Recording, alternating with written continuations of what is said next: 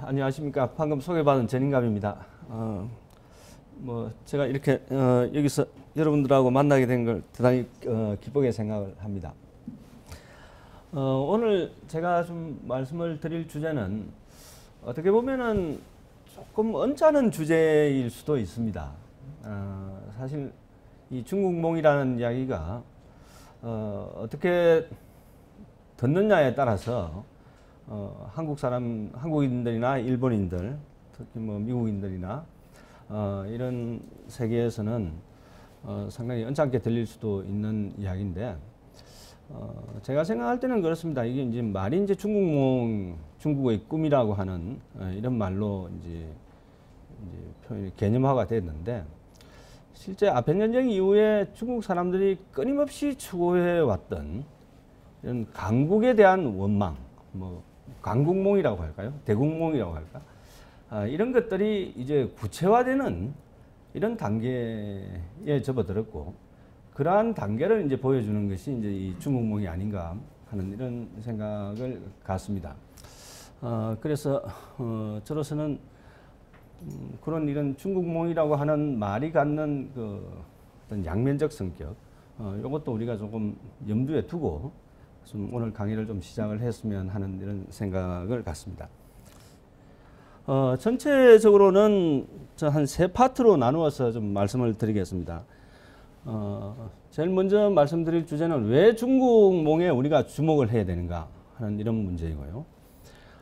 두 번째는 그 문화주의라고 하는 것이 과연 어떤 의미인가. 세 번째는 이제 중국의 제국화라고 저는 생각을 하는데, 중국의 제국화와 이런 문화주의 전통이라고 하는 것이 어떠한 관련성을 갖고 있느냐 하는 이런 문제들에 대해서 좀 말씀을 먼저 드리겠습니다. 우선 중국몽에 왜 우리가 주목해야 되는가 하는 이 문제입니다. 저는 세 가지 차원에서 정의를 좀 했습니다. 동아시아 질서의 변동, 그리고 중국 지식인 사회나 파워 엘리트들의 어떤 인식의 변화, 그리고 새로운 제국으로의 등장, 뭐 이 세 가지 차원에서 좀 말씀을 드리고자 합니다. 우선 이 중국몽의 등장과 관련해서 우리가 반드시 염두에 둬야 될 문제가 좀 있는데, 아까 이사님께서 이제 소개를 하면서 역사학자라고 말씀을 하셨는데, 과거로부터 이제 역사학자가 말씀을 드려야 되는데, 오늘날의 이야기부터 좀 이 강연을 시작을 하도록 하겠습니다. 올해 5월 30일하고 31일 날 상그릴라 회의가 열렸습니다. 여기서 이제 싱가포르에서 열렸는데, 여기서 아베 신조가 이제 기조연설을 하는 가운데 이런 이야기를 합니다. 이 동아시아, 특히 이제 동아시아죠. 이 동아시아의 현상을 어떤 변화시키려고 하는 이런 움직임, 이것은 강한 비난의 대상이 될 수밖에 없다. 뭐 이런 이야기들을 했습니다. 이걸 좀 더 구체화한 게 이제 일본 방위상이 한 이야기인데, 힘에 의한 일방적인 현상 변화에는 강하게 반대한다고 하는 이런 이야기를 합니다. 결국 이 직접적인 타겟은 중국인 건 뭐 물론이고, 뭐 어떤 기사에서도 뭐 그 비슷한 이야기를 했습니다만은, 저는 이 이야기를 들으면서 이 동아시아라고 하는 게 머지않은 장래에 사실상 화약의 냄새가 날 가능성이 적지 않지 않겠냐 하는 이런 생각을 언뜻 하게 됩니다. 그것은 한마디로 말씀을 드리면 세력 전이의 문제가 있기 때문입니다. 사실상 여기서 이제 설명을 좀 드렸습니다만도, 지금 현재 동아시아 질서, 그럼 정치적 질서라든지 뭐 이런 것도 포함하고, 나아가서 문명적 질서도 마찬가지라고 생각을 합니다. 이것은 대체로 한 120년 전의 그 어떤 세력전의 결과로 생겨난 것이라고 할 수가 있습니다. 그 대표적인 예가 이제 대만 사건이고, 그것을 확정지었던 게 1894년, 95년에 이제 했던 청일전쟁이라고 할 수가 있습니다. 여러분들은 특히 이제 청일전쟁 같은 경우가 한반도에서 전쟁이 일어났고 해서 이제 어떤 군사력 혹은 정치력의 그 어떤 대립의 결과로만 이제 이해하는 경향이 많은데, 물론 그런 건 굉장히 중요한 요소들입니다. 근데 사실 이 질서는 이 청일전쟁을 계기로 해서 소위 중국적 천하 질서가 사실상 해체가 됩니다. 해체가 되면서 지역 세계사적으로 보자면은 일본 중심의 제국 질서, 제국 일본적 질서가 이게 확립이 되게 되는 행태가 되는 거죠. 그리고 근본적으로 이 제국 일본의 질서라고 하는 것은 1945년을 뛰어넘으면은 일본 플러스 미국 중심의 어떤 질서로 이렇게 연장이 되는 이런 형태라고 할 수가 있습니다. 그런데 이것은 여기서도 말씀을 드렸지만은 군사적, 정치적 그리고 경제적 패권의 전이라고 하는 차원을 넘어서 사실상 문명의 표준이 바뀌는 상황이었습니다. 그런 점에서 이제 문명사적인 전환이 생겨난다는. 제가 이렇게 이제 말씀드리니까 아니 무슨 소리냐 하실 텐데 결국 그런 겁니다. 상식이 바뀌는 거예요. 상식이. 그 이전에는 소위 말해서 유교적 보편 가치가 상식이었습니다. 상식이었고 따라서 가족이 중시가 돼야 되고 인의 예 지신이라고 하는 이런 이 규범이 절대적으로 중시가 되는 이런 형태였거든요. 집체가 중시가 되고 이런 것들이 이게 이제 전환이 되면서 소위 말하는 서구적 합리성에 근거한 그리고 근대적 개인에 근거한 어떤 가치 체계 이런 것들로 바뀌어 나가는 거예요. 그래서 우리가 지금 상식이라고 이야기하는 어떤 천부의 인권이니 개체니 자유니 민주니 하는 것들이 만들어지는 거예요. 지금 그것을 우리는 보편 가치로 받아들이고 있는 거예요. 이것은 그 아편 전쟁 이후 특히 이제 동아시아 지역 세계를 보자면은 이 청일 전쟁 이후의 그 문명사적 표준의 전환 뭐 이런 것들이라고 할 수가 있습니다. 그리고 뭐 아까 말씀드린 대로 현 질서는 그 본질적으로 그 연장선상에 있는 거라고 이제 생각이 됩니다. 근데 이게 이제 한 120년, 멀게는 한 150년 정도 유지가 되었는데 여기서 이제 이 변화들이 보이고 있는 것인데 이건 근본적으로 뭐 변화라고 하는 것은 중국의 대국화라고 할 수가 있을 겁니다. G2로의 등장, 뭐 신행 대국 관계, 뭐 이런 이야기들이 쭉 있습니다.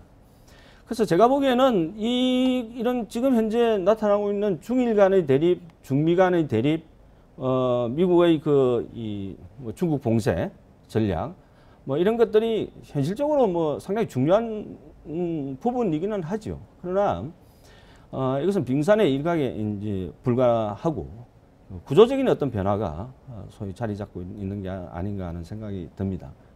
결국 150년 동안 안정적으로 유지됐던 구조, 질서가 이제 뒤틀리기 시작을 하는 거예요. 심각하게 동요하기 시작을 하는 것이고 그런 점에서 이 중미 간의 대립 또는 뭐 가까이로는 중일 간의 대립이라고 하는 게 단시간에 이게 해소될 수 있는 성질의 것은 아니고 그것이 이제 마치 지진이 일어날 때처럼 이게 힘이 응축되면 응축될수록 그 터져나오는 힘이 강하지 않습니까? 이런 지각 변동의 어떤 과정 속에 있는 것이 아닌가 하는 생각입니다. 이제 바로 여기서 이제 우리가 중국몽이라고 하는 것의 그 실체가 과연 뭔가 하는 것을 좀 더 자세하게 좀 살펴볼 필요가 있는 것이고 사실 저는 그렇게 생각을 합니다. 이게 이제 여기에 대한 이 심도 있는 이해와 우리 한국 사회의 그 여기에 대한 어떤 공유, 뭐 깊이 있는 인식, 이것은 향후 한국 사회가 어떻게 살아남을 것인가, 미래 한국을 어떻게 만들 것인가 하는 문제와 저는 너무나도 밀접하게 관련이 되어 있다고 봅니다. 이제 그런 점에서 좀 다시 한번 이 문제를 좀 강조하고 싶습니다. 뭐 지금까지 말씀드린 것은 뭐 외부에서 보는 시선이었다고 한다면 그러면 중국 내부에서는 어떠냐 하는 문제인데요. 사실 저는 최근에 제가 이제 중국 공부를 한 게 한 뭐 학부 때부터 시작하면 30년이 지나는데 하면 할수록 참 중국이 무섭다는 생각이 참 많이 듭니다.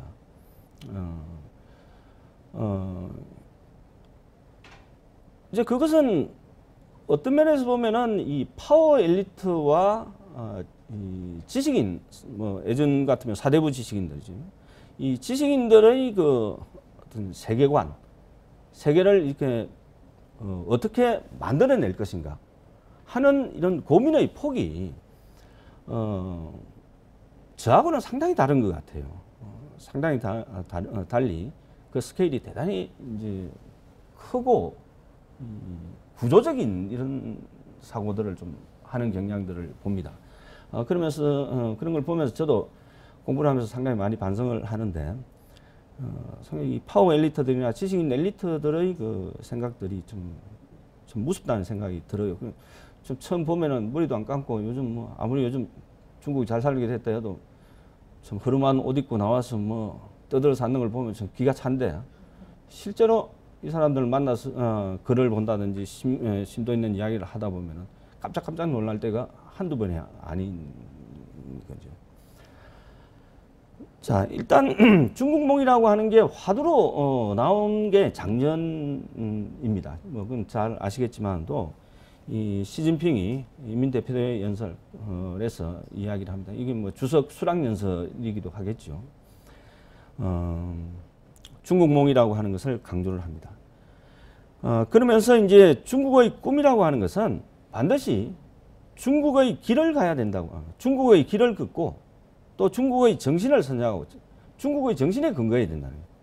다시 말하자면 중국의 문화, 사상에 근거해야 된다는 이야기고 중국의 가치에 근거해야 된다는 이야기가 될 겁니다. 아마. 그리고 중국의 역량을 집결해서 실현해야 된다고 하는 이런 이야기를 합니다.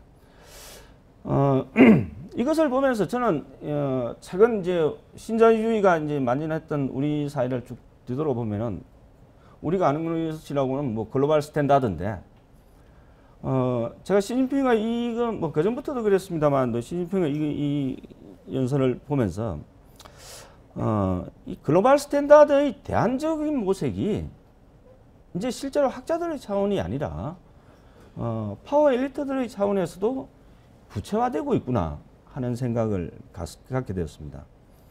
소위 말해서 중국 고유의 어떤 스탠다드에 근거한 대국의 건설, 뭐 이것이 명확하게 이제 제시가 되고 있는 것 같기는 합니다.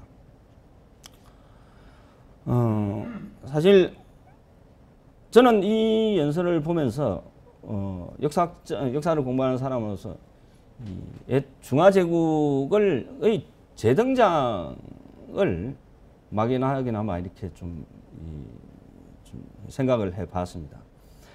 사실상 이 말은 중화제국의 어떤 국격을 떠올리게 하는 이런 발언이 아닌가 하는 생각이 들고 그것을 공식적으로 세계에 선포한 게 아닌가 하는 이런 생각이 듭니다. 그러면서 대체로 바로 나오는 것이 신흥대국론이거든요. 미국과 중국의 어떤 대국 관계에 대한 논의들이 이제 진행이 되고 있는 걸 볼 수가 있습니다. 자, 그러면은 이제 이런 지식인들의 변화는 어떠냐? 이 지식인들의 인식 변화는 사실상 뭐 나중에 잠시 말씀을 드릴 기회가 있겠지만은 1980년대에 중국 문화열 논쟁이라고 하는 논쟁이 있었습니다. 굉장히 조잡한 논쟁입니다. 어떻게 보면 제가 보기에는 굉장히 조잡한 논쟁인데 중국 것을 완전히 버리고 서양을 따라가자.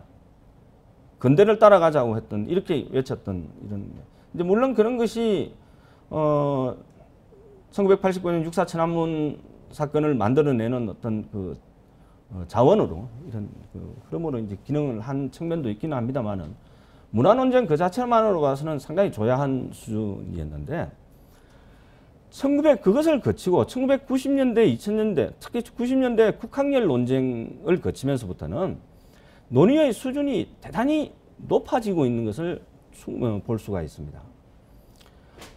그 이후에 계속적으로 높아지고 있는 이런 것인데 그 핵심은 이 자신에 대한 중국성, 본토성에 대한 긍정적 재해석이라고 할까요? 뭐 이런 것들로 이제 바뀌어 나가는 것을 볼 수가 있습니다. 어떤 이 자신감의 회복이라고도 할 수가 있겠지만은 그래서 중국 학자들도 그런 표현을 썼습니다만은 적어도 아편 전쟁 이후에 중국인들이 가지고 있었던 지식의 어떤 기본적인 패러다임, 뭐 그걸 지식 구조라고도 이야기를 합니다만도 그 기본적인 지식의 패러다임이 1990년대, 2000년대로 오면서 바뀌어 나간다. 다시 말하면 지식의 구조 자체가 바뀌어 나가는 이런 현상들을 1990년대 국학열 논쟁 이후부터 좀 찾아볼 수가 있습니다. 이제 그건 뭐 국학열 상당히 복잡한 이야기인데 그걸 대표적으로 이제 최근에 들어와서 보여주는 예 중에 하나가 이 왕후이라고 하는 사람이 있어요. 우리나라에서도 뭐 많이 소개됐던 양반인데 뭐 사실상 뭐 나이도 젊어요. 이제 50대 중후반 정도 되니까 뭐 세계적으로 뜨기 시작한 거는 50대 뭐 초반부터 이제 그렇게 되는 건데 이 왕후이라고 하는 양반이 대표적인 신자파 학자입니다. 이 양반이 하는 이야기가 이런 이야기를 합니다. 조공질서를 왕도에 기반을 둔 관용적 질서다. 조공질서라고 하는 것은 그리고 향후 세계라고 하는 게 이 조공질서라고 하는 것을 새롭게 복원해서 새로운 국제 질서의 어떤 틀로 발전시킬 필요가 있다 하는 이야기들을 쭉 합니다. 신자파라고 한다면은 상당히 레디컬한 사람들이거든요. 이런 사람들조차도 이제 그런 이야기들을 하고 있는 것이고, 이 국제정치학계나 이런 데서는 사실 이 이야기를 많이 받아들이고 있습니다. 우리나라에도 이제 번역돼서 소개가 됐는데, 마틴 자크라고 하는 사람이 쓴 이 중국이 세계를 지배하면이라고 하는 책에서도 향후 동아시아 내지는 아시아 전체적으로 봐서 이 조공제도가 부활할 것이다. 그리고 이런 새로운 조공제도가 중국 주도의 어떤 새로운 그 세계 질서의 운영 방식이 될 거다 하는 이런 이야기들을 하게 됩니다.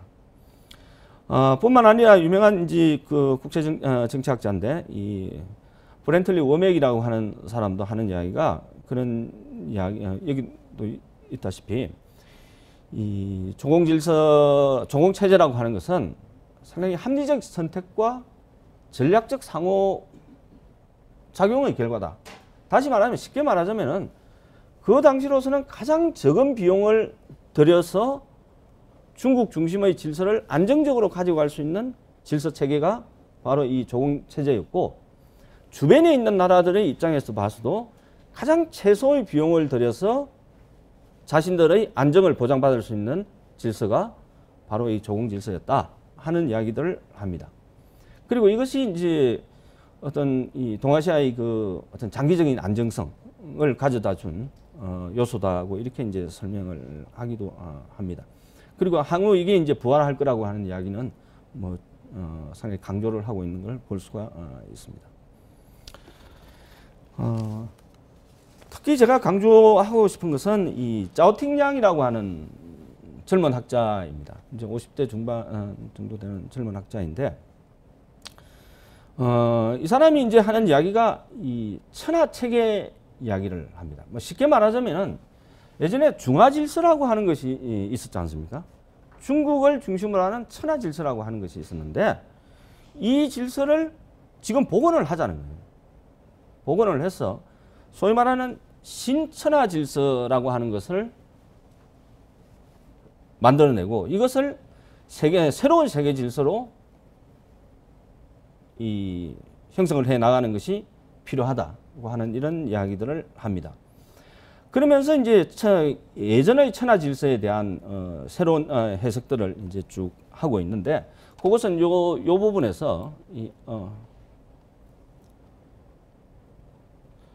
첫 번째 단락에서 뭐 설명을 하고 있으니까 참고를 하시면 될 것 같고요. 그런데 제가 이제 주목하는 것은 이 짜오팅량이 이제 이야기하는 신천하 체계론, 이것의 이면에는 본인도 솔직하게 인정을 하고 있습니다만은 이런 이야기들이 있습니다. 중국이 세계를 어떻게 책임지고 세계를 위한 이념을 어떻게 이제 만들어 나가야 될 건가, 어떻게 창조할 것인가, 이것이 중국의 문제여야 된다. 이런 이야기들을 이런 인식이 자리 잡고 있는 게 아닌가 하는 이런 생각입니다. 그런데 제가 이제 공부를 하다 보면 공부를 하다가 참 재미난 사실을 하나 생각을 하게 됐습니다. 이 천하질서, 중국 중심의 천하질서라고 하는 게 우리가 생각하면 참 이게 이 근대 이후에 반드시 극복돼야 되고 또 이 어떤 이 지금 현재와 미래의 어떤 세계 질서나 뭐 적어도 동아시아 질서를 규율을 할 수 있는 어떤 이 규범으로 이게 작동하기 좀 어렵지 않냐 하는 이런 생각을 좀 하는데 중국이 정말 어려울 때도 중국인들은 이 천하 질서에 대한 어떤 재해석과 새로운 어떤 구성, 재구성이라고 할까요? 이것을 포기한 적이 없는 것 같아요. 여러분들이 잘 아시는 순원, 손문이라고 하는 양반이 있습니다. 혁명운동을 하고 그랬죠. 이 손문이 선 산민주의, 그 신산민주의인데 신산민주의 중에서 민족주의라고 하는 부분을 쭉 이렇게 읽다 보면은 손문이 희구했던 세계가 어떤 세계냐? 이것은 한마디로 말하자면 왕도의 천하질서의 세계입니다. 중국 중심의 왕도의 세계, 왕도의 천하질서 세계를 궁극의 어떤 목적으로 했던 것이고 전통적으로 중국인들이 이상적으로 만들어내려고 했던 국가 형태라고 할 수가 있는 대동의 세계, 이것의 그 실현, 뭐 이게 이제 손문에게서조차도 발견이 되는 거예요. 그걸 쓴 게 1923년입니다. 23년, 24년인데 이게 중국이 정말 굴욕을 당하고 동아시아의 병자로 낙연 찍혀 있을 때거든요. 이럴 때조차도 손문이라고 하는 사람이 내세웠던 것은 중화 중심의 천하질서, 그것도 패도가 아닌 왕도의 세계. 이것은 다른 말로 하자면은 단순하게 부강한 나라가 아니라 도덕적으로 부강한 나라, 문화적으로 부강한 나라, 그리고 세계의 어떤 가치를 이끌어 나가는 대국으로서의 중국, 이런 것들을 이제 구상한 게 아닌가 하는 이런 생각이 듭니다. 이런 구상이 한동안 이제 복류하다가 세간에 들어가서 자오팅량이라든지 하는 이런 사람들을 통해서 상당 부분 이렇게 분출되고 있는 것이 아닌가 하는 이런 생각이 좀 듭니다. 그래서 결국 중국몽이라고 하는 것은 새로운 제국으로서의 중국을 건설하는 것, 이것이고, 이것은 이 중국 중심의 질서가 120년 만에 재구축의 어떤 도정에 들었다고 하는 것이 아닌가 하는 이런 생각이 듭니다. 저는 그 분명히 도정에 들어서고 있다고 하는 말씀을 드리는 것이지, 뭐 이것이 뭐 가시적으로 보인다, 뭐 이런 말씀을 드리는 것은 아닙니다. 사실상 중국이 아직까지 지구적 차원에서 글로벌한 미국과 어떤 유사한 형태의 이 글로벌한 제국으로서 성장할 수 있는 어떤 기획을 하고 있느냐, 또는 그것을 그러한 중국의 의도나 그러한 소프트 파워를 주변의 국가들이, 주변의 사람들이 그것을 공유할 만하냐 하는 문제에 있어서는 저로서도 상당히 부정적으로 생각이 됩니다. 그런 점에서 이제 앞에서 이야기했던 자오팅량이라든지 왕후이라든지 이런 중국 지식인들이 이야기하는 어떤 규범적인 중국 중심의 규범적인 세계 질서, 뭐 조공 질서라든지 천하 질서라든지 하는 것들은 아직까지는 좀 때이른 논단이 아닌가 하는 이런 생각을 갖고 있습니다. 그러나 하나 분명한 것은 중국이 지금 현재 뭐 예전에도 그러했지만도 압도적인 어떤 경제력과 정치력, 뭐 이런 것들을 만들어 나가고 있고, 그것을 통해서 제국으로서의 내실을 확충해 나가고 있는 것은 분명한 상황입니다. 그리고 그것은 분명히 이 중화제국의 어떤 그 유산을 계승하는 형태로, 그러니까 예전에 자신들의 문화와 전통과 역사로부터 이런 것들을 그런 것들을 자산으로 해서 이렇게 새로운 제국을 만들어 나가려고 하는 것은 분명한 것 같습니다. 항상 대국 옆에서 안정적인 혜택을 보기도 했겠지만은 상당한 이 곤란을 겪은 역사적 경험을 가지고 있는 우리로서는 이런 변화들에 대해서 민감하지 않을 수 없는 건 사실 뭐 당연한 거라고 할 수가 있습니다. 또 한편으로서는 얼마 전 언론 보도를 보니까 중국 외교 당국자들하고 한국 외교관들하고 뭐 비공식적인 대화를 하다가 야, 너네들 뭐 예전처럼 조공질서 하에서 뭐 이렇게 관계를 맺는 게 어떠냐 하는 언급을 했다는 이야기를 뭐 신문지상을 통해서 본 적이 있습니다.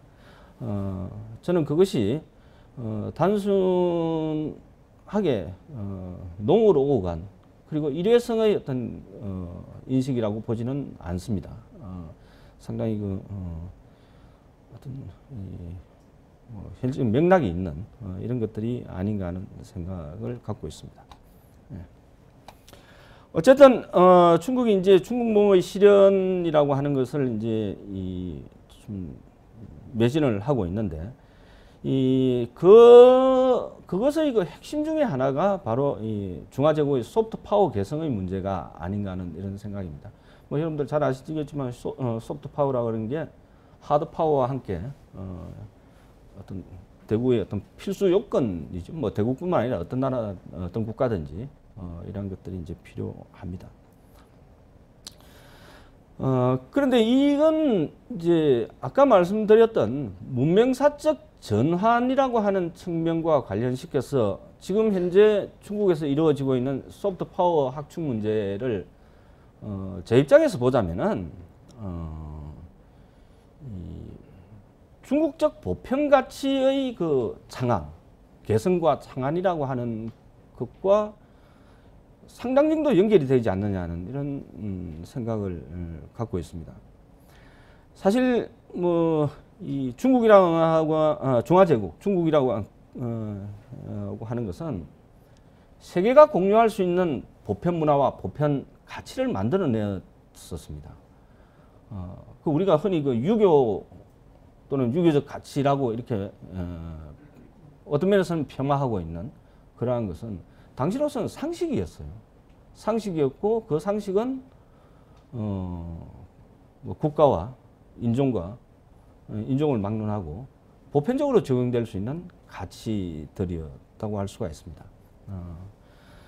근데 그런 것들을 생산해낸, 창안해낸 이런 중화제국의 유산, 이것을 어떻게 개성해서 미래의 그 어떤 보편 가치를 제시할 건가 하는 문제들이 사실상 중국 소프트 파워 전략의 핵심이 아닌가 하는 생각이 들고요.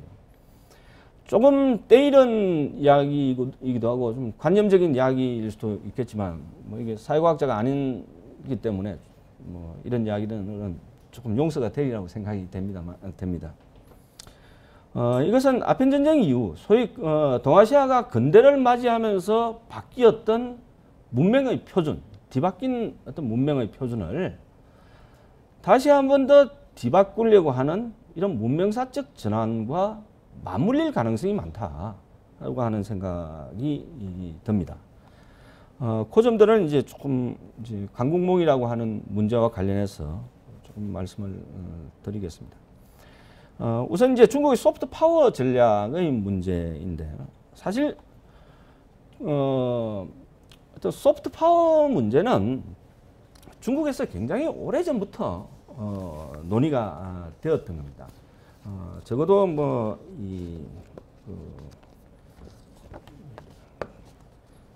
춘추 전국을 지나면서부터는 이런 소프트 파워 문제들이 사실상 이 국가 정책의 핵심적 문제로 논의가 되었다고 할 수가 있는데 이 소프트 파워를 중국식으로 다르게 읽으면은 곧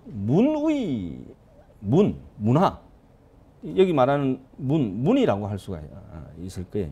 이 문화이고 문치주의, 뭐 다른 말로 하자면 문치주의, 혹은 문화주의, 뭐 이렇게 이제 말씀을 드릴 수가 있을 겁니다. 그러면 여기서 이제 문화주의 문제를 좀 간단하게 좀 말씀을 좀 드리겠습니다. 중국에는 오래전부터 천하가 공유하는 가치를 만들어내고 그러한 문화를 만들어내고 그것을 구현할 수 있는 정치를 하고 사회경제 제도를 만들어야 된다고 하는 이런 전통이 오래전부터 유지가 되어 왔습니다. 그 대표적인 예가 이제 한 고조하고 유가라고 하는 사람의 대화입니다. 원문은 사기에 나오는 원문은 여기 있는데 뭐 조금 강조하면 뭐 여러분들도 잘 아시다시피 한 나라를 건국한 유방이라고 하는 사람은 이 건달이죠. 이 친구 건달이에요. 시장통에 한중에 있던 건달이란 말이에요. 건달이 귀족 집안의 저 패왕을 물리치고 이제 천하의 주인이 됩니다. 그렇게 천하를 그렇게 장악을 하고 나니 이 건달이 이제 무력을 통해서 이제 천하의 주인이 된단 말이에요. 그러면 이 사람 생각으로는 힘이면 된다는 거예요. 힘이면 된다는 것인데 여기에서 굉장한 갈등이 생겨납니다. 그래서 여기서 나와 있다시피 유가라고 하는 사람이 만날 때마다 유가라는 사람이 고조를 만날 때마다 하는 이야기가 문화가 중요하다. 시경, 서경 하는 이런 이 경전들이 중요하다 하는 이야기를 계속을 합니다. 그러면 고조가 하는 말이 야 무슨 소리냐. 내가 무력으로 천하를 얻었는데 시경을 읽어서 뭐하고 상서를 읽어서 뭐하냐. 춘추를 읽어서 뭐하냐고. 그게 왜 필요하냐는 이야기를 합니다. 그래서 뭐 여러분들도 잘 아시는 말입니다. 이 천하라고 하는 것은 마상 말 위에서 얻을 수는 있지만 득지할 수는 있지만도 이 마상에서는 유지할 수는 없다는 거예요. 유지할 수는 없는 것이고 그래서 방법이라고 하는 건 뭐냐? 문물을 병용하는 것이 장구지술이라고 이야기를 합니다. 문물을 병용하는 것이야말로 지속 가능한 발전을 담보해 줄 수 있는 필수적인 요건이다고 이렇게 이야기를 합니다. 바로 여기서 문화주의 전통이 사실상 중국의 어떤 제국 시스템 속에서 확립이 되는 계기가 되는 겁니다. 여러분들 그 중국의 모든 시스템, 거의 모든 시스템은 한에서 거의 전형이 만들어집니다. 한나라 때. 그래서 우리가 중국을 보고 중국 사람들을 보고 한족이라고도 하고 한문이라고 하고 하는 이유가 이 모든 것의 전형이 한에서 만들어졌기 때문에 그 한나라라고 하는 한이라고 하는 말을 붙이는 거예요. 이 한이라고 하는 게 원래 지명이거든요. 지명인데 이 중국의 문화와 중국의 역사체, 문화체를 상징하는 개념으로 이제 정착이 되는 거예요. 그게 왜냐? 한나라 때 이게 되는데 결국 제국 시스템이라고 하는 것이 이때 이제 확립이 되고 그 핵심이 바로 문화주의라고 하는 이런 것들로 이야기됩니다. 오늘날의 용어로 표현하자면 소프트 파워라고 할 수가 있을 겁니다. 여기서 조금 어려운 이야기가 이제 되는데 여기서 말하는 문화라고 하는 게 그럼 뭐냐? 문이라고 하는 게 뭐냐는 거예요. 문이라고 하는 게 여기서 말하는 문이라고 하는 것은 뭐 쉽게 말하자면은 보편 가치를 이야기를 하는 겁니다. 문화 일반을 이야기를 하는 것이 아닙니다. 이게 중국 주역에서 나오는 건데 천문을 보고 시변을 관찰하고 인문을 보면서 천하를 바꾸어 나간다는 거예요. 이게 이제 여기서 나오는 이 문과 화가 바로 지금 중국에서 사용하는 소위 말하는 문의 그 의미라고 할 수가 있습니다. 그래서 이게 이제 결국 문화라고 하는 것은 뭐냐? 보편 가치를 구현할 수 있도록 인간을 교육하고 그러한 가치가 구현된 제도를 만들고 그리고 그러한 가치에 준거해서 사회와 국가를 운영하는 것. 이것이 문화의 본질적 의미인 겁니다. 그래서 여기서 뭐 문화주의 할 때 제가 말씀드릴 때 이 문화라고 하는 개념은 이렇게 보시면 됩니다. 보편 가치를 구현하는 제도, 풍속 등 각종 제도와 사회 질서를 의미하는 걸로 이렇게 이해를 하시면 되지 않을까 하는 생각이 듭니다. 그리고 이런 것이 이제 구현된 세계, 구현된 질서 이런 것들을 이야기를 하는 게 예교 문화, 예교 질서, 예치 하는 이런 말들이 이제 나오게 됩니다. 여기서 그러면 보편 가치가 뭐냐? 그럼 인의 예지신이라고 하는 고도로 추상된 이런 규범이라고 할 수가 있습니다.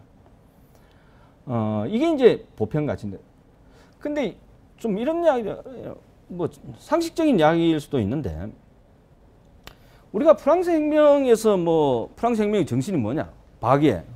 또 뭐죠? 학생인 것 같은데. 뭐지? 바기에하고. 또 뭐예요? 평등. 자유인가? 네. 이런 걸 보편 가치로 받아들이죠. 자. 근데 이거하고 인의 예지신하고 뭐가 다르냐? 좀 상식적인 이야기일 수도 있는데, 인이라는 게 뭐예요? 인은 사랑입니다. 인이라고 하는 건 사랑이에요. 가장 근본적인 척은지심이라고 하는 게 바로 사랑이라는 이야기이고, 이 의라고 하는 것은 정의의 문제인 거죠. 정의의 문제인 거고, 예라고 하는 것은 적정성의 문제입니다. 예라고 하는 것의 가장 근본적인 의미는 적정하냐 안 하냐는 거예요. 적정한 어떤 여기에서 바로 조화라고 하는 가치들이 나오는 것인데, 그런 것이고, 지라고 하는 것은 그야말로 지혜인 거죠. 이런 신이라고 하는 것은 신이라고 해요. 이것은 보편적으로 공유할 수 있는 어떤 가치 체계라고 할 수가 있을 거예요. 이런 것들을 만들어내는 거예요. 사실 이 개념이 하나의 어떤 뭐랄까, 유교 이념 또는 이 통치 이념으로과 연결돼서 확립이 되는 게 한말에 백호관 회의라고 하는 게 있습니다. 그때 확립이 돼요, 이게. 이제 그때부터 쭉 이렇게 개성이 되는데, 이러한 것이 이제 오상이라고 하는 것인데, 이것에 준거해서, 그러니까 말하자면 보편 가치에 준거해서 문화를, 질서를 만들고 제도를 만들고 정치를 한다는 거죠. 이게 바로 문화주의라고 하는 거라고 할 수가 있습니다. 그리고 중국에서 이제 이런 아까 말씀드렸던 문명사적 전환이라고 하는 것을 조금 더 깊이 이제 따져보면은 바로 이런 구조, 보편 가치에 근거해서 제도가 만들어지고 국가가 운영되고 통치가 이루어지는 이런 하나의 통합된 구조가, 그 구조는 이제 대일통 구조라고, 대일통이라고도 이야기를 하는데요. 조금 어려운 이야기고요. 이런 구조가 깨져 나가는 것, 그것이 근대로의 전환이라고 할 수가 있을 겁니다. 그래서 중국의 어떤 근현대사를 보면은 끊임없이 문화 논쟁들이 많이 일어납니다. 중체 서용론이 어떻고, 전반 서화론이 어떻고, 또 오사운동 때는 신문화가 어떻고, 문학혁명이 어떤 이야기 나오고, 또 30년대 가면 중국 본위 문화 논쟁도 나오고, 그 다음에 80년대 와서도 나오는 게 중국 문화열 논쟁도 나오고, 또 국학열 논쟁도 나오고, 지금 현재도 이 신자파하고 자유주의자들하고 많은 논쟁들이 있어요. 핵심이 문화 논쟁들이거든요. 근데 이게 문화가 왜 이렇게 문화 논쟁이 반복이 되느냐? 그것은 문화가 바로 질서와 제도와 통치 시스템을 만들어주는 근원이라는 이런 이 문화주의적인 전통들 때문이라고 저는 생각을 합니다. 그렇지 않고는 도저히 이해하기가 굉장히 어려운 문제입니다. 근데 중국을 10년 동안 대동란의 시기로 빠뜨렸던 문화대혁명, 이 마르크스주의라고 하는 마르크스주의를, 순수한 마르크스주의자를 만들어내고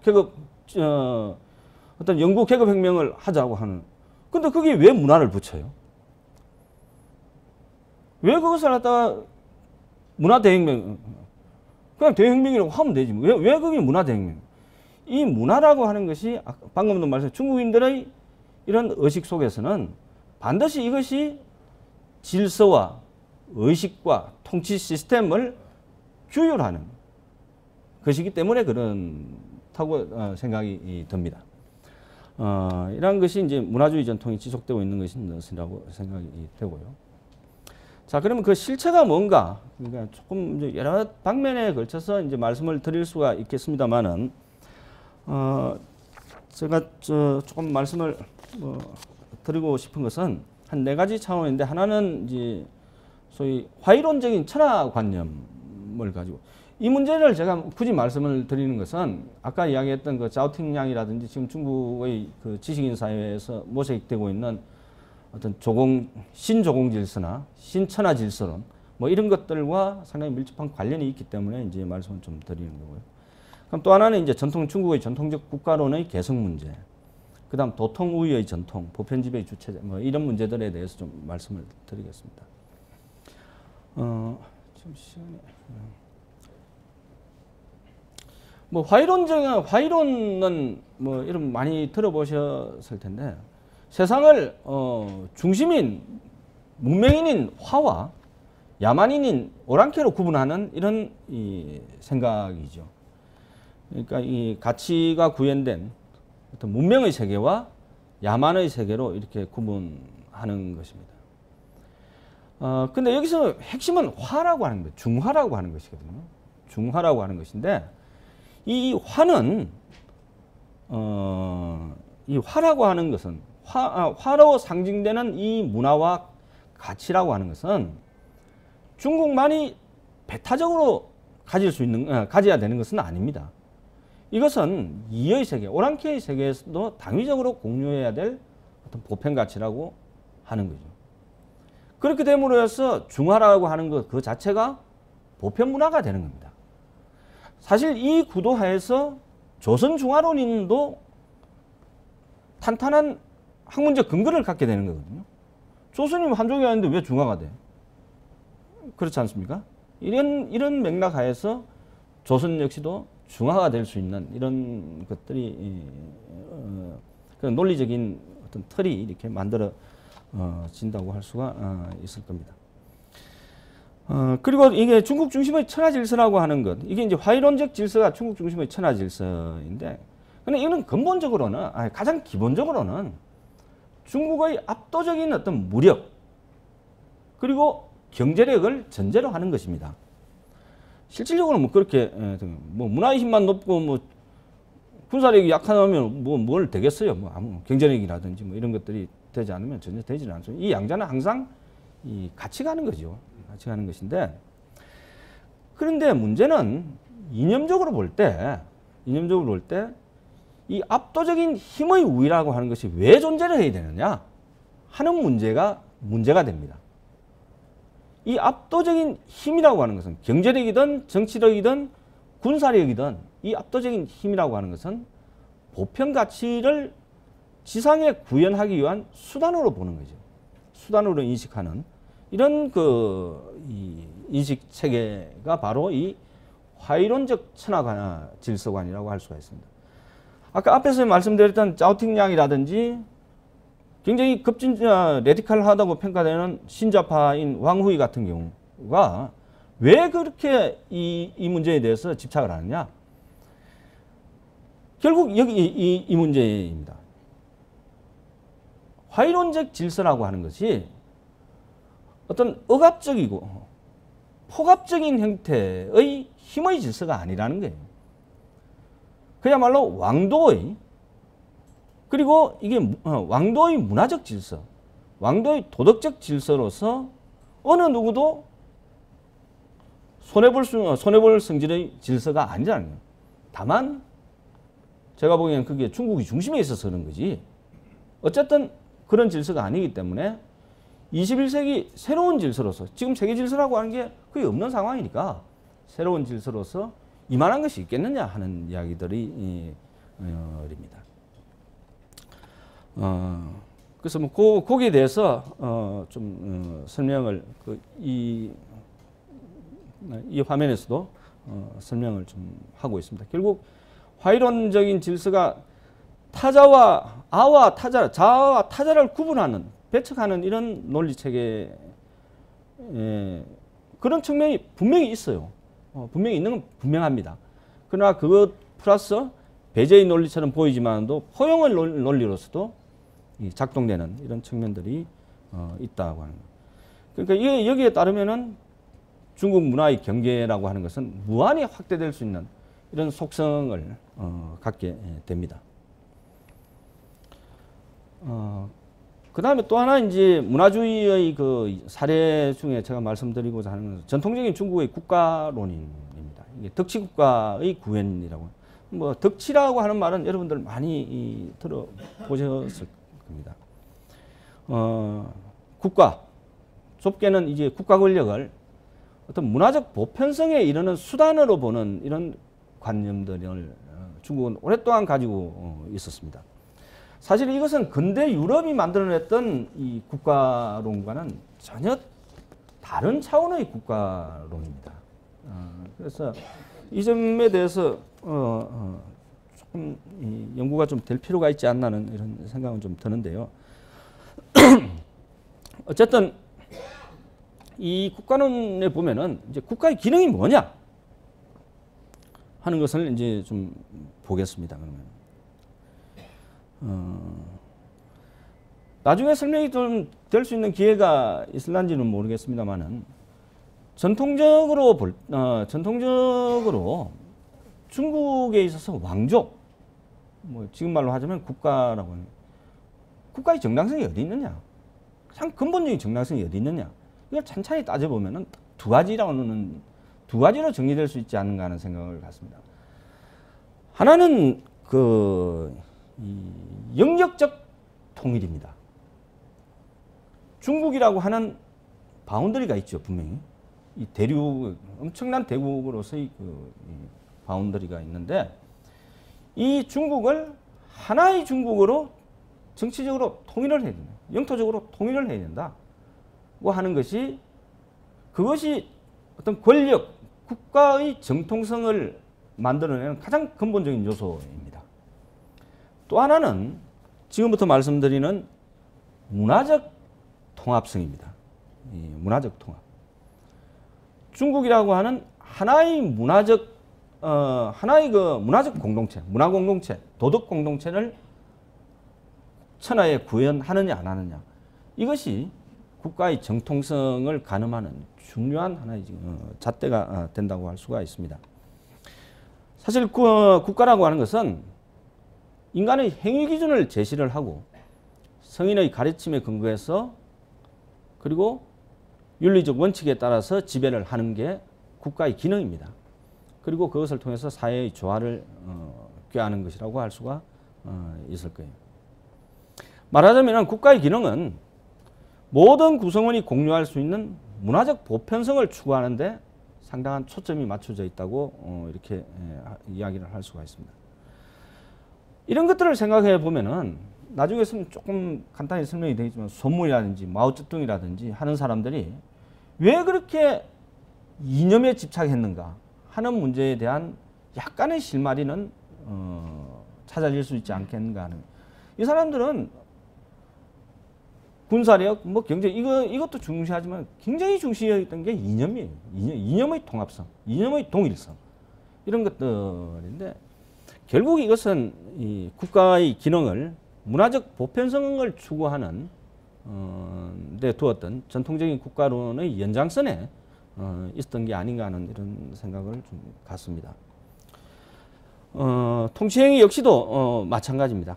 그렇기 때문에 통치행위라고 하는 것은 이 어떤 인민에 대한 단순한 통제, 뭐 물적, 인적 자원의 동원, 시스템 운영이라고 하는 것보다는 그 자체가 도덕적 행위가 되어야 된다고 하는 이런 생각을 가지고 있었고, 그랬기 때문에 그런 도덕적 행위가, 통치행위 자체가 도덕적 행위가 되는 순간 국가 자체가, 다시 말해서 중국이라고 하는 어떤 국가 자체, 왕조, 그 특정 왕조가 천하의 보편적 통치체로서 인정을 받을 수 있는 이런 이 논리가 이제 결합되어 있는 이런 형태를 보이는 게 아닌가 하는 생각입니다.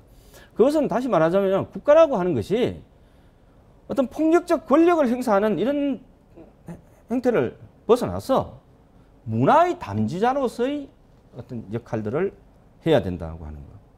그리고 그 궁극적인 지향은 덕치의 구현이라고 하는 이런 대로 두어져 있다고 생각이 됩니다. 그런 것이 이제 통치 행위라고 말씀을 드릴 수가 있고요. 그다음에 문화주의 전통 중에서 하나 더 말씀을 좀 드리자면은 조금 생소한 그 용어이실지도 모르겠습니다. 이 도통우유의 전통이라고 하는데 조금 생소하실 거라고 생각이 됩니다.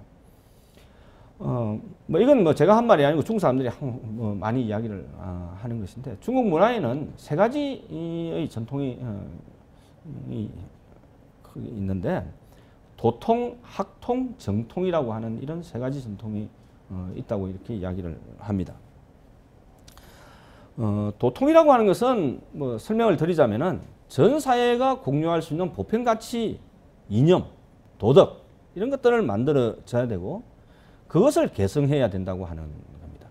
그래서 이제 유학에 있어서도 이 도통론이라고 하는 게 상당히 중요한 부분이 됩니다. 도통이 구현된 국면을 덕치의 국면이라고 이렇게 이야기를 할 수가 있을 거예요. 그럼 학통이라고 하는 게 뭐냐? 도통을 구현하기 위해서 수비와 치인의 도덕적 전범을 제시를 하는 겁니다. 그러니까 자기 수양을 하고 또 남을 다스리는 데 있어서의 어떤 전범을 제공하는 것이고, 이 학통을 만들어내는 실질적인 것이 학이죠. 학술, 학문이라고 하는 건데, 이것이 이제 가치를 창안하는, 그것을 영속시키는 행위로 정의가 됩니다. 그리고 정통이라고 하는 것은 정통이라고 하는 것은 도통을 현실에서 구현하는 것. 이게 경세의 행위라고 보는 거예요. 여기서 정치는 딴 게 아니라 권력의 행사라기보다는 그 궁극적인 목적은 보편 문화의 구현에 두어진다고 하는 점입니다. 그리고 이 모든 것들, 이 세 가지 중에서 가장 상위에 있는 것은 소위 말하는 도통이라고 하는 것이 가장 상위에 있는 겁니다.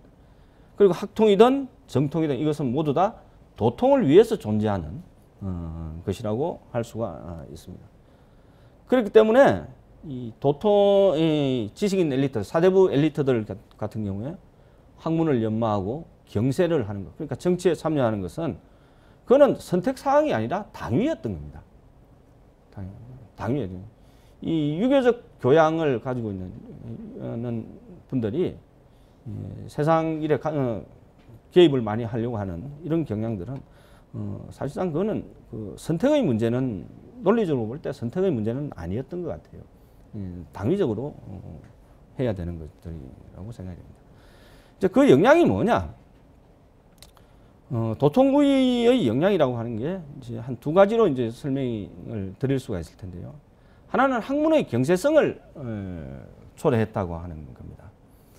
그러니까 학술과 정치, 도덕과 정치, 정치와 도덕 이런 것들이 구분되지 않고 일체화되어 있는 이런 상황이었기 때문에 상황이었습니다. 그래서 엘리트 지식인들, 이 사람들이 궁극적으로 자기들이 해야 될 일은 이 도통의 구현, 다시 말해서 덕치국가의 구현입니다.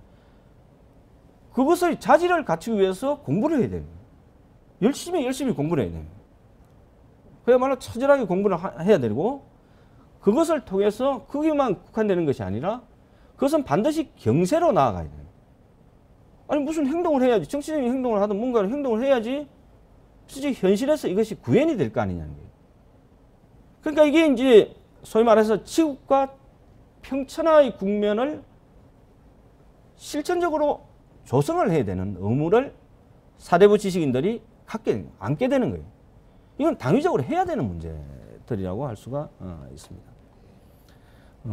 그래서 현실의 그 정치에 깊숙이 개입하는 행위 자체가 당위론적으로 받아들여졌던 겁니다. 그리고 이렇게 하기 위해서는 고도의 능력을 갖춘 엘리트 지식인들이 만들어져야 되고, 따라서 이것은 이 사람들이 높은 사회적 지위를 갖는 것은 당연하다고 하는 인식들을 갖게 됩니다. 바로 여기서 전통사회, 특히 중국 사회에서 강한 권위주의적인 어떤 전통들이 권위주의 문화들이 만들어집니다. 지금도 중국 정치 문화를 보고 대단히 권위주의다. 권위주의적인 문화다. 뭐 이렇게 이야기를 하는 것인데 사실상 이런 그 어떤 이 맥락들, 문화적인 맥락들이 지속이 되고 있다고 봅니다. 이것을 단순히 사회주의 중국 공산당 체제의 그 어떤 문제만으로 돌리기는 어려운 중국의 그 이 뿌리 깊은 어떤 정치 문화와 상당 부분 관계가 있는 것으로 생각이 됩니다. 그 다음에 또 하나가 이제 이 도통우의 영향 중에서 또 하나가 이제 학문과 지식인 존중입니다. 그래서 많은 설명인들이 되어 있는데 참고를 하시고요. 그래서 이제 어떤 권력자도 학문과 지식인을 배척하고는 이 어떤 국가의 권력의 정당성을 확보하기가 어렵습니다. 이건 어떤 권력자들도 그렇습니다. 그래서 왕조가 처음 이제 성립이 되고 난 다음에 어떤 군주든지 문화군주를 자임하지 않는 군주들이 없습니다. 물론 이제 정치적으로 숙청도 하고 많이 하기는 하지만은 그럼 현실적인 필요에 의해서 그거 하고 나서 바로 나오는 것이 문화사업들입니다. 문화군주예요. 이것은 결국 학문과 지식인을 통해서 그리고 이 사람들이 생산해낸 가치를 통해서 내 자신이 가지고 있는 권력의 정당성이 확보가 되는 것이고 그리고 이렇게 하는 것이 역사적으로 자신이 평가받는 그리고 당연히 해야 되는 권력자로서의 어떤 의무라고 이렇게 생각이 되는 것이었습니다. 근데 뭐 다들 모든 사람이 다 이렇게 대의명분을 갖고 도덕적이겠습니까? 현인 군자겠어요. 그렇지만 적어도 현실에 있어서 권력과 부를 지려고 하는 사람이라면은 이런 이상에 참여하지 않을 수가 없는 거예요. 이런 공부를 하지 않을 수가 없는 거예요. 적어도 나는 목적이 문화가 어떻고 문화공동체가 어떻고 가치가 어떻고 하는 이야기는 나 싫다. 나는 권력을 잡고 싶고 돈을 가지고 싶다. 원래 중국은 돈과 권력이 이게 같이 맞물려 들어가는 사회인데요. 어쨌든 이것만을 원하는 사람이라고 하더라도 공부를 안 하면 안 된다는 거죠. 적어도 이런 이 가치에 대한 공부 그리고 말하자면 사대부 지식인의 대열에 이 사람들이 끼어지지 않는다면은 돈과 권력조차도 질 수가 없는 이런 형태라고 할 수가 있습니다. 그리고 이거 과거시험이라고 하는 것이 바로 이것을 현실적으로 가능하게 해주는 역할들을 합니다. 예. 그 도덕군자가 누구야, 현인이 누구냐? 그야말로 엘리트들이 누구냐 하는 건 좀 애매하죠. 그것을 측정할 수 있는 기준들이 이제 제시가 되는데 이것을 학문과 권력과 도덕 이 세 가지를 뭉쳐서 하나의 시스템으로 만들어내는 거죠. 그게 바로 과거시험이라고 하는 겁니다. 그래서 이게 과거시험이라고 하는 것이 결국은 어떤 학문을 권력으로 전환시키는 어떤 역할을 하게 됩니다.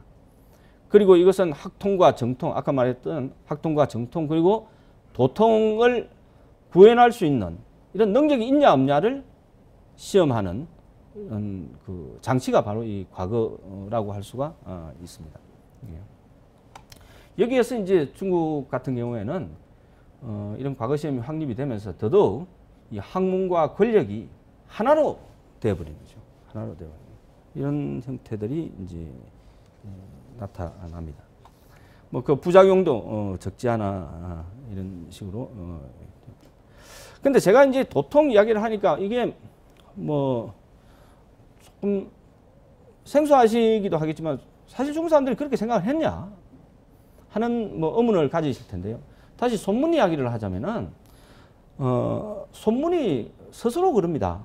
스스로 자기 자신은 요순과 공자, 맹자를 명자로 이어지는 중화의 도통 계승자다.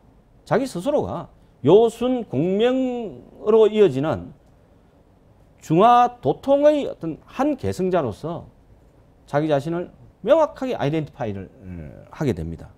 예.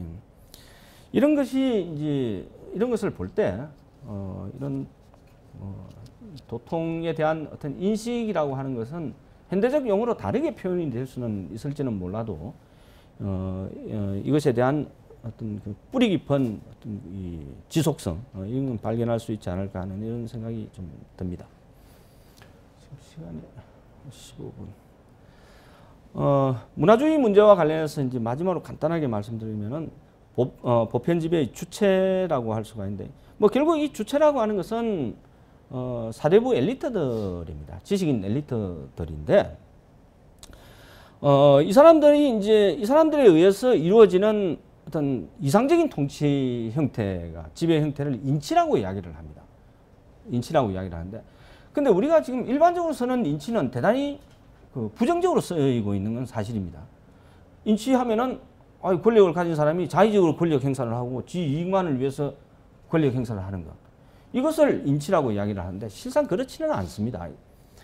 여기에 나왔다시피 제도나 규율보다는 인간의 상식과 가치에 근거한 통치입니다. 근데 그러면 인치를 누가 하느냐? 할 수 있는 차질을 갖춘 사람이 누구냐? 그게 바로 현인이라고 하는 것인데, 이 현인이 어떻게 되느냐? 그것은 두 가지를 전제로 하고 있습니다. 하나는 고도의 훈련입니다. 그건 교육이고, 또 하나는 사회에 대한 소명의식이라고 말씀을 드릴 수가 있습니다. 이것이 전제가 되는 통치 형태, 인치라고 하는 것은 이 양자가 전제되는 통치 형태, 지배 형태인 것이지 이것을 배제한 권력의 자의적 행사로 보면 안 되는 것이고, 이것을 배제한 법치의 무시, 뭐 이런 것으로 이해해서는 좀 곤란하지 않냐 하는 생각이 듭니다. 사실은 교육이라고 하는 것이 대단히 강조가 되는데, 이것은 통치라고 하는 게 굉장히 고도의 통치 능력을 요구하는 거지 않습니까? 사실 한 집안을 다스리는데도 참 복잡다난하잖아요. 뭐 애들 말도 안 듣지. 뭐 요즘 뭐 그럼 뭐 무슨 이런 옷 좀 입으라고 하면은 아빠는 뭐 옛날 뭐 대학 다닐 때 이야기나 했었고 가끔 화가 나긴 한데, 어쨌든 한 집안을 다스리는 것도 힘들고 특히 사회를 조화롭게 만드는 것, 게다가 천하를 조화롭게 만드는 것이라고 하는 것은 정말 고도의 어떤 경륜과 능력을 요구하는 거라고 할 수가 있습니다. 그런 자질을 만들어내야 된다는 거예요. 그게 바로 오랜 옛날부터 중국에서 교육이 강조되는 이런 것이라고 할 수가 있을 겁니다. 전국시대 이후에 사실상 이 교육받은 자에 의한 통치, 관료 지배가 가장 최선이라고 생각을 했고 사실상 그렇게 만들어 왔습니다. 교육받은 자들에 의한 어떤 관료 지배, 이런 것들이 전통. 사실상 중국은 어떻게 보면 무한 경쟁의 사회입니다. 무한 경쟁의 사회라고 할 수가 있습니다. 예컨대 명청시대만 예를 들면은 과거에 2대 이상 합격한 집안을 찾기가 쉽지 않아요. 특히 청나라 때 들어오면은 그게 찾기 정말 어렵습니다. 특히 3대 이상 과거 시험을 배출할 정도 같으면 대단한 집안이거든요. 대단한 집안. 이것은 뭘 이야기를 하느냐면은 중국의 관료 사회, 중국 사회라고 하는 것이 사실상 엄청난 경쟁 속에서 이게 유지되는 사회라고 하는 것을 보여주는 겁니다. 예. 반면에 조선 같은 경우에 보면은 조선 500년 전체를 걸쳐서 과거 배출 가문이 한 50몇 가문 됩니다. 근데 임난 이후로 들어오면은 한 30여 가문에서 과거 배출자들을 거의 다 과점을 하게 돼요. 그리고 지역적으로 봐도 서울 근처에서 뭐 저 영남 뭐 유생인이 뭐 집이 영남이니 저 뭐야 뭐 안동이니 저 밀양이니 진준이 한다고 해도 대부분 이 관료로 진출하는 과거 시험에 합격하는 사람들은 고향을 떠나와 가지고 서울 근방, 서울 내지는 서울 근방에 사는 사람들이에요. 그러니까 한 30 가문 중. 그만큼 이게 이 중국과 대비를 하자면 중국은 이 관료의 리크루팅이라고 하는 게 무한 경쟁 속에서 이루어지는 행태로 갔다는 것을 뭐 잘 보여주는 사례 중에 하나라고 이렇게 할 수가 있을 거예요. 어쨌든 그것은 교육을 통해서 그 능력을 테스트하는 그리고 그것을 중시하는 문화의 확립과 상당 부분 관련이 있다고 이렇게 말씀을 드릴 수가 있을 겁니다. 그리고 이들 관료들에 의한 관료 지배의 궁극적인 목표가 뭐냐? 그거는 아까도 말씀드렸다시피 이 도덕 국가의 건설입니다. 사실은 그게 궁극적인 목표를 갖고 있는 현실하고는 다르죠. 지향해야 될 이상으로서 이렇게 이제 있는 겁니다. 현인에 의해서 운영되는 정부를 만드는 것. 이게 바로 호인 정부라고 근현대사에서도 많이 나옵니다. 중국의 정부라는 게 호인 정부가 돼야 된다, 좋은 정부가 돼야 된다고 하는 이런 이야기들이 굉장히 많이 나오는 것을 볼 수가 있습니다. 치자들이 그 다음에 또 하나가 강한 소명의식, 자부심이라고 할 수가 있는데, 범중함의 예를 하나 좀 들겠습니다. 천하지 우이우하고 후 천하지 락이락. 이게 뭐 상당히 많이 보셨을 겁니다. 댁에 가시면 뭐 족자에 선우후락이라고 이렇게 써놓으신 것들이 바로 요런 것들인데, 천하의 사람들이 근심하기 전에 먼저 근심을 하고 천하의 사람들이 다 즐거워한 연후에 사대부들은 그 모습을 보고 즐거워하라고 하는 이런 경구. 그 다음에 주의가 쓴 건사록에 있는 이야기인데, 위 천지 그냥 하겠습니다. 그러니까 하늘과 땅에 근거해서 참된 마음을 정하고 그리고 백성을 위해서 소명을 정해야 된다. 그리고 옛 성인에 근거해서 끊어진 참된 학문을 개성하고 미래를 위해서 태평세계를 열어라. 이것이 중국 사대부 지식인들이 태어나서부터 죽을 때까지 소위 귀에 못이 박히도록 듣는 이야기입니다. 이것은 여기도 설명이 되어 있지만도 이상적으로 이 천하의 안위와 문명의 연속성, 문화적 연속성이 얼마나 더 중요하냐. 그리고 백성의 행복과 안정된 생활의 보장. 이것이 사대부 지식인들이나 관료 엘리트들이 지향을 해야 될 소명이라고 하는 거죠. 이것이 바로 이 지식인 사대부들의 그 자부심의 원천이었습니다. 근데 현실적으로 되게 어려워요, 이게. 어려우니까 어떤 문제가 생기냐면은 문인상경이라고 해서 지식인들이 서로 무시하는 거예요. 왜냐하면 이놈이나 저놈이나 이 기준에는 안 맞는 거예요. 안 맞으니까 도덕적으로는 얼마든지 비난을 할 수 있는 여지들은 생기는 거죠. 서로 무시할 수 있는 여지들은 생기는데, 그것은 이처럼 도덕 기준 자체가 상당히 높게 설정이 되어 있는 이런 것들 때문이라고 할 수가 있을 겁니다. 어쨌든 이런 그 소명의식들, 그리고 문명의 연속성에 중국이라고 하는 문명의 어떤 문명의 그 어떤 영속성을 만들어내는 것, 이것이 중국 지식인들의 중국 엘리트들의 어떤 소명이라고도 뭐 말씀을 드릴 수가 있을 겁니다. 마지막으로 제가 좀 말씀을 드리고자 하는 것은 소위 중국몽, 중국의 뭐 저는 그것을 최근에 들어서 현대 중국의 제국화라고 좀 뭐 정리를 하고자 하는 것인데, 이런 것과 문화주의 전통에 대해서 좀 말씀을 드리겠습니다. 회복되는 문화주의 전통, 그리고 새로운 모색의 두 가지 상징적인 현상, 그 다음에 중국적 표준의 모색, 전통적 국가론의 현대적 변화, 요 네 주제에 대해서 말씀을 드리겠는데, 요 중국적 표준의 모색은 요 앞에 새로운 모색의 두 가지 상징적 현상과 유사한 내용들이 있기 때문에 이 부분은 제가 생략을 하고 말씀을 드리도록 하겠습니다. 사실 가진 자들, 자존심이 세고 있는 사람들, 이 사람들이 한번 나락에 떨어지면 그 절망이라고 하는 것은 그렇지 않은 사람들보다 훨씬 큽니다. 어떤 특정 문화에 정말 깊이 침잠되어 있던 사람이 그 문화의 가치가 없어지면 자기 자신의 정체성이 없어지는 것이고 살아갈 수가 없는 상황이 됩니다. 그러니까 보편적 문명을 그리고 보편적 가치를 만들어내고 거기에 깊이 침잠해 있었던 이런 사람들이 아편 전쟁 이후에 새로운 보편 가치로서의 서양을 만나는 거거든요. 여기에서 자신들이 가지고 있는 것이 붕괴를 합니다. 깨져버리는 거죠. 완전히 이걸 여기에서 오는 절망이라고 하는 것은 우리가 상상하는 것보다도 훨씬 더 아픕니다.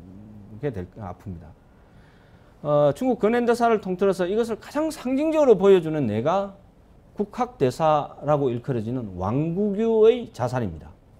왕국유라고 하는 사람이 있는데 왕국유라고 하는 사람이 결국 자살을 하죠. 결국 돈 문제 때문에 자살을 한다는 이야기도 있지만 실제 그렇지는 않고요.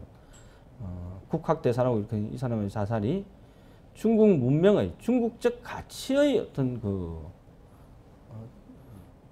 뭐랄까 하상이라고 할까 중국적 가치의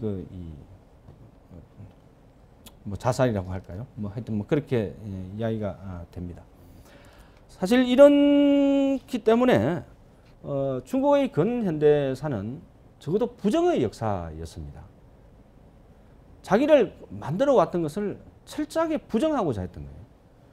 여러분들도 사실상 중체서용이라고 하는 게 뭡니까? 반은 부정하고 반은 살려두자는 거 아니에요.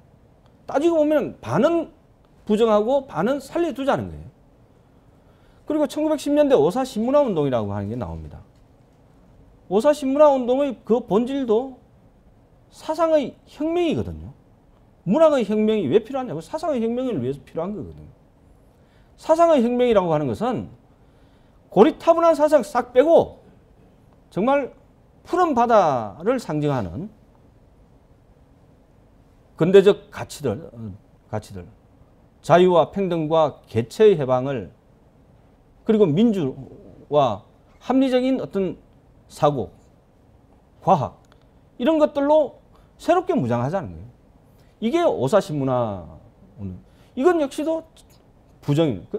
다만 논쟁이 일어났던 것은 어느 정도 부정할 것인가, 어느 정도 새로운 가치를 우리의 나의 가치로 받아들이면서 나의 정체성을 새롭게 재구성할 것인가, 이 문제였죠. 정도의 문제였지 부정에는 틀림없는 거예요. 다 부정을 한 거거든요. 그 부정이 가장 극단적으로 나타난 예가 문화대혁명 때입니다. 문화대혁명 때 호위병들이든 누구든 애들이 가서 곡부에 가서 공자상 다 깨버리죠. 비석 다 깨버리죠. 아마 여기 계시는 스님들 북경 여행 가시면 이화원 가실 텐데 이화원 올라가다 보면은 이제 탑 같은 게 쭉 있잖아요. 대한탑인가? 거기 보면은 새겨 넣었던 불상들 다 깨버리잖아요. 다 깨버립니다. 이거는 철저한 자기 부정들이거든요. 철저한 자기 부정들. 이게 이제 이 굴욕의 역사를 잘 보여주는 예라고 할 수가 있을 겁니다. 근데 이런 생각들이 사실상 최근에 들어와서 바뀌기 시작을 한다는 거죠. 지투로서 이런 자신감을 근거로 해서, 그래서 아까 말씀드렸던 시진핑의 중국몽 이야기도 중국의 지도자로서 그렇게 공개적으로 이야기한 사람은 처음이에요. 그렇게 이제 이야기할 만한 상황이 된다는 거죠. 이것을 다른 말로 조금 정리를 하자면은 쫓아만 갔던 서구 중심의 근대성, 이것을 이제는 소화를 하고 이것을 뛰어넘는 새로운 국면을 만들어야 되겠다. 그러기 위해서는 중국 문화의 전통을 긍정하고 재창조하려고 하는 이런 그 노력들이 필요하다고 하는 겁니다. 이런 경향들이 상당히 뚜렷하게 나타나고 있는 것이 아닌가 하는 생각이 듭니다. 따라서 부정의 역사에서 여기 나와 있다시피 부정의 역사에서 긍정의 역사로 바뀌어 나가는 이러한 상황이라고 말씀을 드릴 수가 있을 겁니다. 두 가지 상징적인 이것을 보여주는 두 가지 상징적인 현상인데요. 중국의 역사성을 긍정하는 지식 구조, 그럼 또 하나는 사회, 경제, 문화 관행의 이런 걸 토대로 운영되는 소위 중국 특색의 사회 건설 움직임, 이런 것들이라고 할 수가 있습니다. 결국 요즘 들어와서 이 사람들이 중국에서 문화보수주의라고 하는 게 굉장히 유행을 많이 하는데요. 이것은 근본적으로는 근본적이라기보다는 이것의 그 내용을 보면은 여기도 제가 설명을 좀 드려놨습니다만도 장구한 중국의 역사 속에서 형성된 자신들의 정체성, 자신들의 전통, 이건 파괴할 문제가 아니다. 그리고 이걸 파괴한다고 해서 내가 부정한다고 해서 부정될 수 있는 성질의 문제는 결코 아니다. 따라서 지금 현재를 기준으로 해서 이것을 비판적으로 재조명을 하자. 그리고 현재와 미래의 가치를 만들어내는 자산으로 활용을 하자. 충분히 그럴 만한 가치가 있다고 하는 방향으로 인식이 바뀌어 나가고 있는 것을 볼 수가 있습니다. 결국은 이 발전적 재구성을 통해서 현재의 효용성을 만들어내자는 거예요. 이런 일들은 여러 가지도 볼 수가 있습니다. 뭐 예전에 얼마 전에 작년인가 신문에 뭐 크게 났다가 금방 이제 했는데 천안문 광장에 마오쩌둥 그 사진이 크게 걸려 있지 않습니까? 그 걸려 있고 저 천안문에서 이렇게 보면은 저 왼쪽에 이 국가 이 박물관이 있잖아요.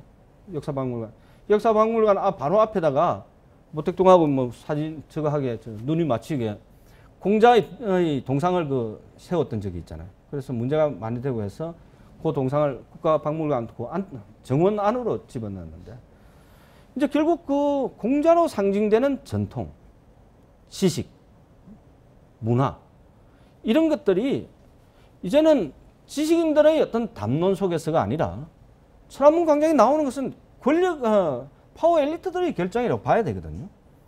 파워 엘리트들의 의식 속에서도 그것이 작동되게 되었다고 하는 거죠. 결국 이것의 발전적 재구성은 상당 부분 궤도에 올라가 있고 실제로 많이 이제 진행이 되고 있는 건 분명합니다.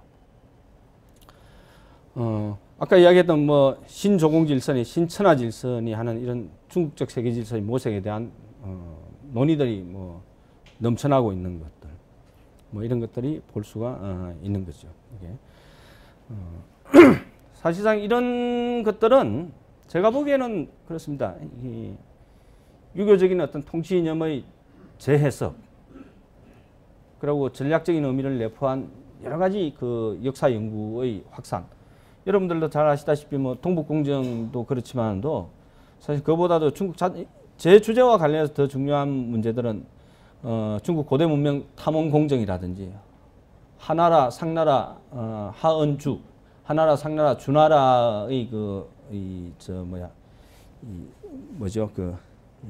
연대를 상당히 올리는 하나라의 시작을 뭐 몇천 년 올리는 이런 그 역사 연구들, 하상주 단대 공정이라고 이야기를 합니다.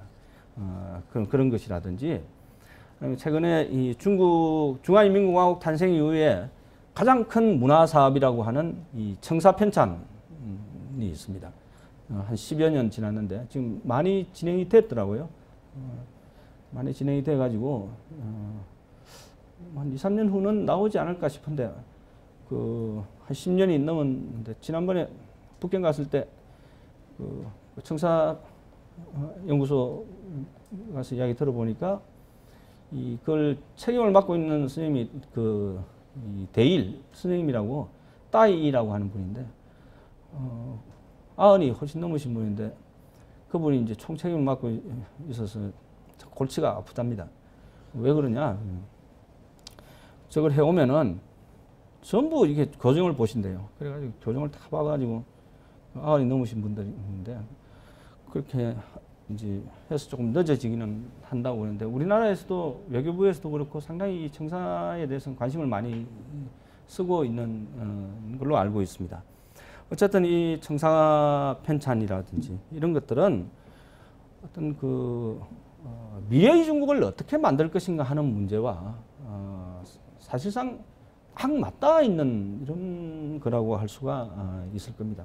특히 청사 문제는 지금 중화인민공화국으로서는 반드시 어떻게든 중화인민공화국적 관점에서 해석을 해내야 되는 문제입니다. 역사상 한족이 만든 중국치고 지금 중화인민공화국만큼 큰 나라는 없었습니다. 당나라가 이랬습니까? 명나라가 이랬어요? 당나라가 그랬어요. 뭐 당도 이민족 같은.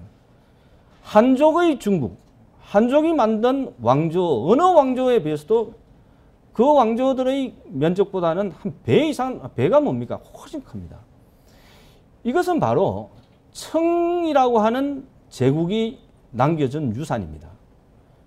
비중화의 세계가 만들어준 유산을 중화의 세계가 지금 가지고 가고 있는 거죠. 이것이 지속 가능하기 위해서는 대단히 어려운 문화적인, 정치적인, 민족적인 갈등들을 해소해내야 될 필요가 있습니다. 그리고 이것의 하나의 그 거울로서의 청사라고 하는 게 그만큼 중요하다는 이야기가 됩니다. 그래서 이 청사로서는 청사 문제는 상당히 중국으로서는 대단히 중요한 문제고 사실상 이 청사 편찬은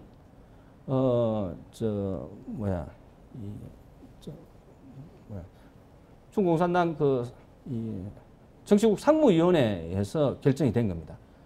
정치국 상무위원회는 가장 최고의 최고 결정적이니까 상무위원회에서 결정이 되면 그만큼 중요한 문제였다고 할 수가 있을 거예요. 그다음 중국 특색의 사회주의 건설을 움직이면 결국 여러분들 많이 들어보셨을 텐데 뭐 지금 시간 때문에 간단하게만 말씀을 드리겠습니다.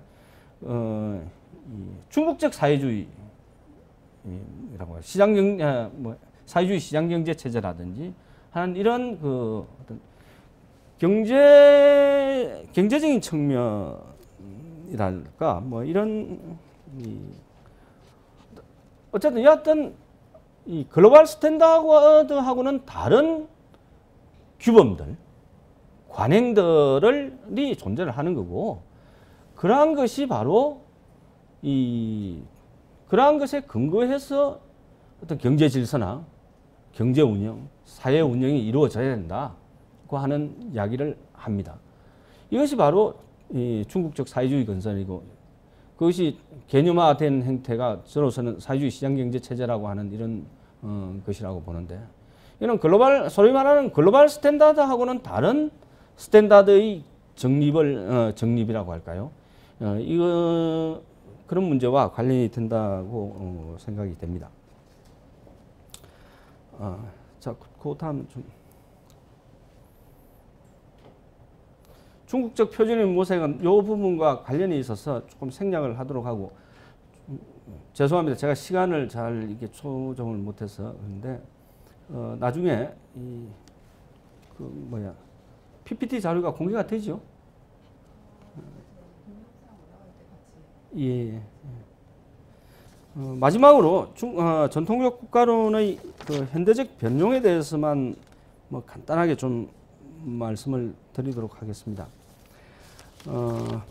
아까도 말씀을 드렸다시피 이게 이제 결국 문화주의하고 전체적으로 관련 하나의 어떤 패키지로 되어 있는 부분입니다. 아까도 말씀드렸다시피 천하일통의 실현과 수호가 이제 국가 그리고 엘리트의 본질적인 어떤 사명이고 존립 근거라고 이렇게 말씀을 드렸습니다. 여기서 말하는 천하일통, 대일통이라고 하는 것은 공간적 통일만을 의미하는 것은 아닙니다. 정치와 사회, 경제와 문화가 하나의 구조로 통합되어 있는 이런 국면들. 이것을 이제 천하일통의 국면, 대일통의 국면이라고 하는데 이게 중국인들이 굉장히 중시하는 부분인 것 같아요. 이거는. 근데 이것을 이 근현대의 그 역사 전개를 통해서도 이건 좀 확인할 수 있는 바가 있는데요. 중국 공산당이나 중국 국민당, 지금 대만으로 쫓겨나 있는 중국 공산당도 그렇고, 지금의 집권 세력인 중국 공산당도 그렇고, 이 사람들의 국가 건설은 이 천하일통, 대일통 체제의 수호와 지속이라고 하는데 상당 부분 초점이 맞춰져 있는 측면이 있다고 하는 생각이 듭니다. 좀 대단히 중공산당 쪽에 있는 사람들은 좀 비판적으로 저 이야기를 이야기를 하겠지만은, 소위 중국에서 당이라고 하는 것은 예전에 사대부 엘리트의 집체화된 어떤 대상이라고 보아도 뭐 무방하지 않나 하는 생각이 듭니다. 중화에 대한 어떤 소명의식을 교육받고 그것에 대한 소명의식을 가지고 있는 이런 그 엘리트들의 현대적인 표현이 집체로서의 그 엘리트, 이게 바로 당이라고 하는 것이고, 그래서 끊임없이 소문도 그렇고 모택동도 그렇고 선각자에 의한, 선지 선각자들에 의한, 소위 말하는 전위적, 중공산당식으로 이야기하자면 전위 조직이죠. 뱅가드 조직들, 전위들에 의한 어떤 통치, 국가 건설이 중시가 됩니다. 이게 바로 이당치국, 당으로서 국가를 건설하자고 하는 것이고, 이것이 대일통 국면의 구체적인 어떤 실천 방법이라고 할 수가 있는 게 아닌가 생각이 됩니다. 결국 근대적인 국가 형태인 국민국가를 만들자고 하는 것도 결국은 제가 보기에는 이 대일통 천하의 수호라고 하는 것을 위한 어떤 수단으로 이렇게 되고 있는 것이 아닌가 하는 이런 생각이 듭니다.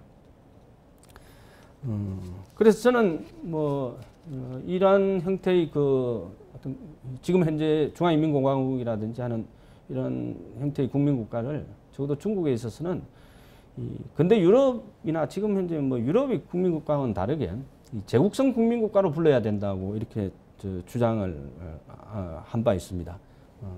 제국적인 요소를 분명히 가지고 있는 건 분명한 것 같습니다. 그리고 아까도 말씀을 드렸지만 또 이념의 우위라고 하는 것이 끊임없이 확인이 된다는 거죠. 그러니까 소문의 삼민주의라든지 마르크스주의라든지 모택동 사상이라든지 이것이 이제 결국은 이것은 어떤 문화적 동일성, 문화 공동체를 만들어내려고 하는 이런 이 문화주의 전통의 한 현대적인 양상이라고 보는 것이 타당하지 않을까 하는 생각입니다. 최근에 들어와서 이 유교적 가치라고 하는 것이 본격적으로 재조명이 되는 문제들도 이런 그 문화 공동체의 건설이라고 하는 문화주의 전통과 상당 부분 관련이 있고, 이것이 이 어떤 보편 가치의 창출로 이어진다면은 창출의 문제와 이렇게 관련이 되는 이런 문제가 아닌가 하는 이런 생각이 듭니다. 그래서 제가 지금까지 말씀을 드리면서